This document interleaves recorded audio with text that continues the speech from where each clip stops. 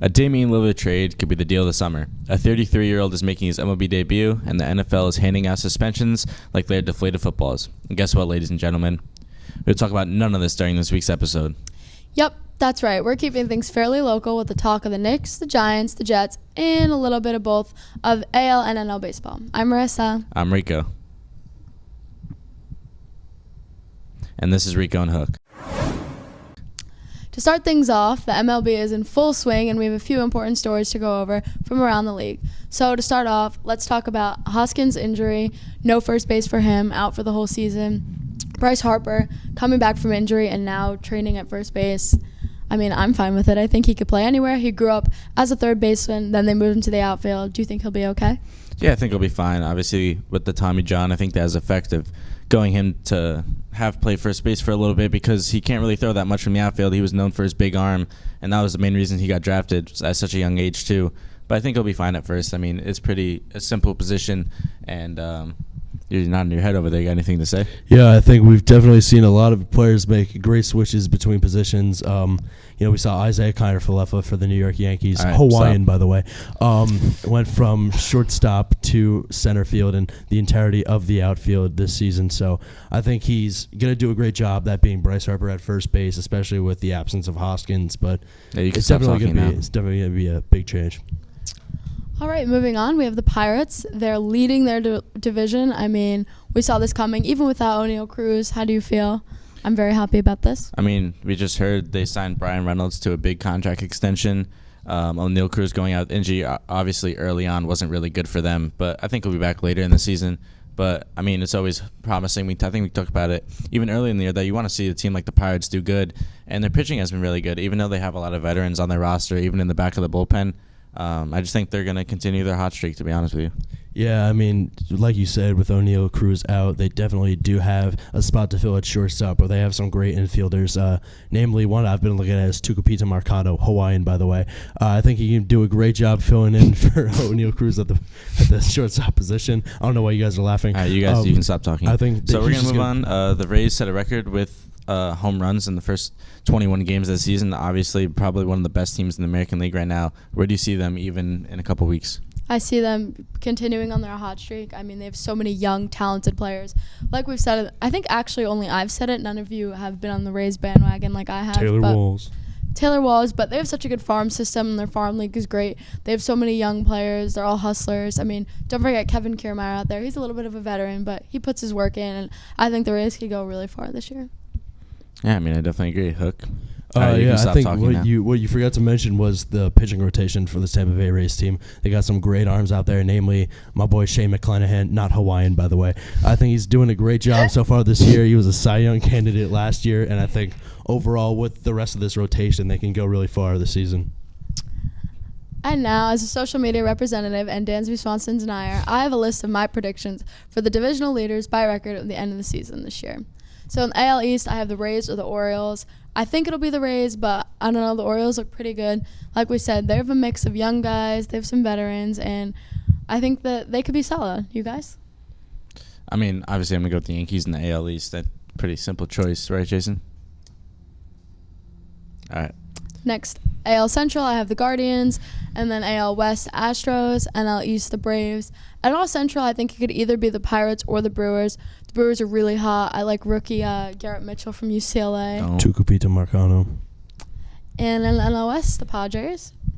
Yeah, I mean, all great picks. I definitely agree with the Padres in the NL West, but I just can't count out the Dodgers at any point of the year. I just think that they always come strong towards the end of the year, and they always somehow sneak into the playoffs, whether it's just a wild card spot or somehow the Padres just always sell that division at the end of the year. You know, I agree with both of you, but I mean, like you said, the Padres are just looking like a great team this year on paper, and the record has definitely shown it so far. And, you know, being in a great atmosphere like San Diego, tropical, I think they're going to go pretty far the rest of the season. That'll do it for this segment. Don't go anywhere. The Jets are looking to end their 12-year-long playoff drought, and Rico is looking heavily into arguing that. This is more of our NFL segment when we come back.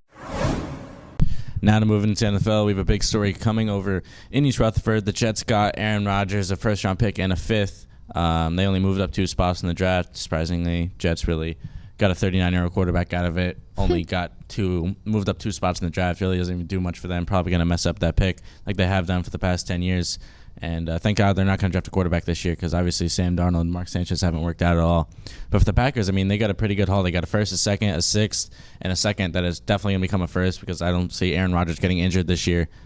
Jason, you got any thoughts on that trade that you're trading for now a 40-year-old quarterback that's probably going to the retirement home? Can I speak? I think they're definitely improving this offense, which is just a great thing for this team. Yeah, I mean, I don't really care. So I'm not finished. Let's just they have a great defense all over the place. I mean, you've seen some great defensive backs. My boy Sauce Gardner handling down that cornerback position. Yeah, he's my boy. He's my boy, actually. Oh, yeah, you don't think I know him? I know Sauce Gardner. He's been doing a great job at the cornerback position. Overall, we got a lot of great defensive backs. That's all you got. I can't think of much to say. Want to just compare the Giants and Jets offense and see how much better the Giants are right now? I think the Jets are actually better right now. I disagree. Once Breece Hall comes back, and even without him back, they do have Michael Carter at the running back position. Okay. They got Garrett Wilson, Eli Moore at wide receiver, and now Eli Moore want to get traded. A great offensive line, along with a great offensive line, better than the Giants' offensive line. Okay. And now they have Aaron Rodgers, who's much better than your boy Danny Dimes over there. Too bad Aaron Rodgers is retiring in 1 year. Doesn't matter. He's going to bring us to the playoffs this year, and you can't really say that much about the Giants. So you can go to the playoffs and just retire? That's all you want? As long as it ends the 12-year drought, I'll be happy. I don't care how far we go. Casual Jets fan, to be honest with you. Yeah. Not today. Come on. Look at me. I'm pretty casual. All right, let me just wrap up this segment. So the first round of the NFL draft will have concluded by this time of this week's episode. However, I have my top 10 most exciting players in this year's draft. Regardless of the pick, I'm going to go with number 1, Anthony Richardson, quarterback out of Florida. Number 2, Bryce Young, quarterback out of Alabama. And number 3, I think the most talented player in the draft, Jalen Carter, edge from Georgia. And then number 4, Jackson Smith, wide receiver from Ohio. Number 5, Will Anderson Jr., edge from Alabama. And then number 6, I have Nolan Smith. Number 7, Bijan Robinson, running back from Texas. He's my second. I mean, I think he's just going to be a really good player. And if he gets on the right offense, he's definitely going to be one of the top running backs in the league. And then number 8, I have quarterback C.J. Stroud. Number 9, quarterback Will Levis. And number 10, the best cornerback in the draft, Devon Witherspoon. Any thoughts on that one? I agree. I think Bryson Young definitely will be a steady pick. I mean, he's an animal. Do you have anything to say? Who do you have the Giants taking? I got Jordan Addison, wide receiver. Hopefully he falls to 25. Big dog status. I feel you. Who you got the Jets taking? Probably a missed pick again, huh? Yeah, probably. Yeah, the Rams don't even have a pick. So. Yeah, no one cares about the Rams. I do. That'll do it for our segment in the NFL. Next up, we'll talk about NBA referees, the New York Knicks, and the upcoming draft. This and more when we come back. So to wrap up the show, we have the first round of the NBA playoffs nearing completion. So to start off, the next one up 3-1. I mean, they're probably going to sell that series. Jason knows it. That's why he's covering his microphone. I just think, it's going to be a tough series coming up next. But I'm just proud of the Knicks for this past series that they played against the Cavs. Yeah, you can be proud of them, but they're going to lose in the next round. Everybody came out looking Doesn't good. Matter.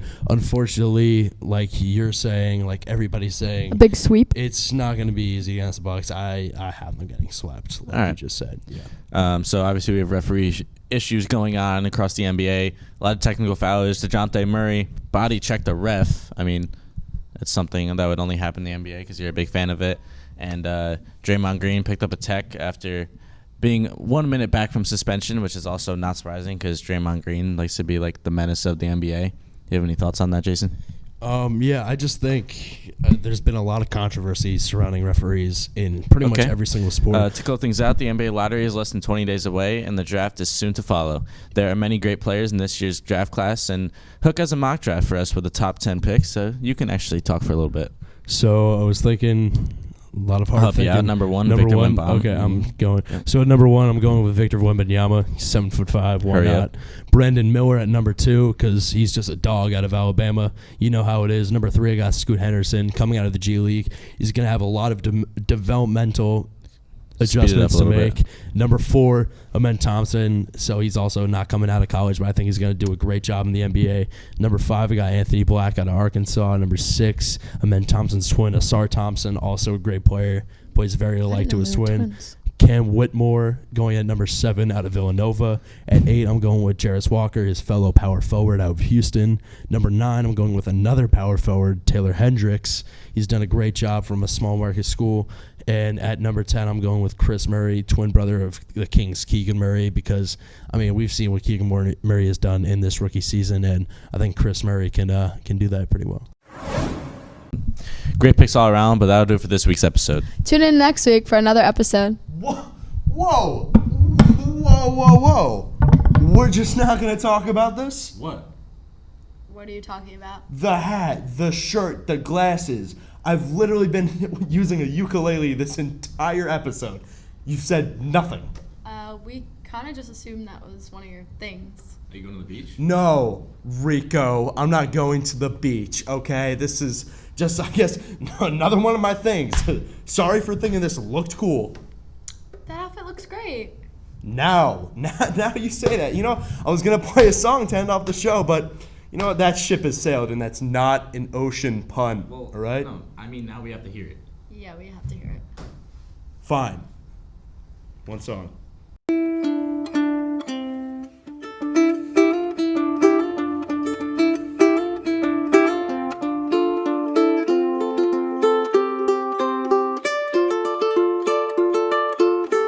This has been Rico and Hook. Thanks for watching. Isaiah Connor Philip.